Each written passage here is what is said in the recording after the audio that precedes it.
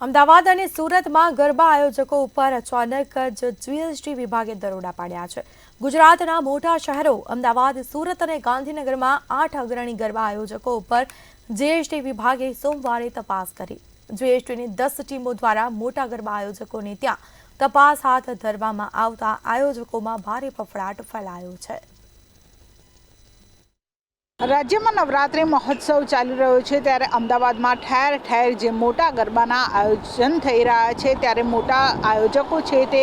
ખલૈયાઓ પાસેથી જે પાસના જે વધારે પૈસા લેતા હોવાની માહિતી છે તે જીએસટી વિભાગને મળી હતી અને પાસ છે તે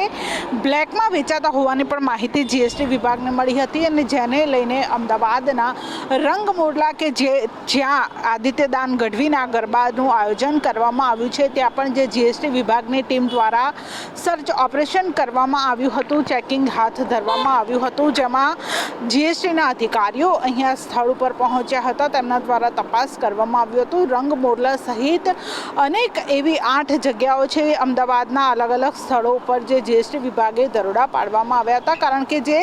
વરસાદ પડ્યો હતો અને વરસાદને કારણે જે અમુક જગ્યાએ ગરબા છે તે રદ કરવામાં આવ્યા હતા અને જેને જ કારણે જે આવા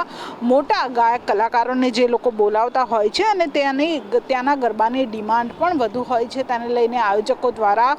બ્લેકમાં પાસ વેચવાનો જે વેપલો છે તે તૈયાર કરવામાં આવ્યો હતો, શરૂ કરવામાં આવ્યો હતો અને જેને જ લઈને ખેલૈયાઓ પાસેથી ઉગાડી લૂંટ શરૂ કરવામાં આવી હતી, જેને લઈને જીએસટી વિભાગ હવે સક્રિય થયું છે અને રાજ્યમાં અલગ અલગ જગ્યાએ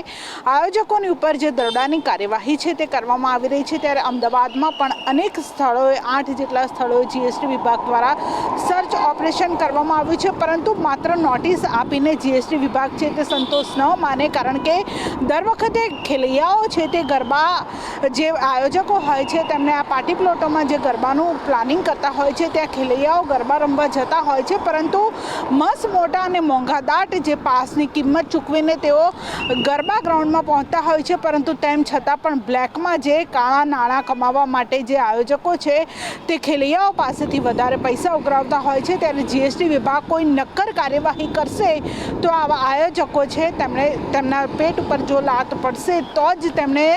આવા ઠોસ પગલાં લેવામાં આવશે, તો કોઈ નક્કર કાર્યવાહી કરે તેવી પણ માંગણી અત્યારે લોકો દ્વારા ઉઠાવવામાં આવી છે, જેને લઈને હવે જીએસટી વિભાગ સક્રિય થયું છે। ત્યારે ક્યારે કાર્યવાહી કરવામાં આવશે? અત્યારે તો જે સર્ચ ઓપરેશન છે તે શરૂ કરી દેવામાં આવ્યું છે, પરંતુ મોટી કાર્યવાહી કરવામાં આવે તેવી લોકો દ્વારા માંગ કરવામાં આવી રહી છે।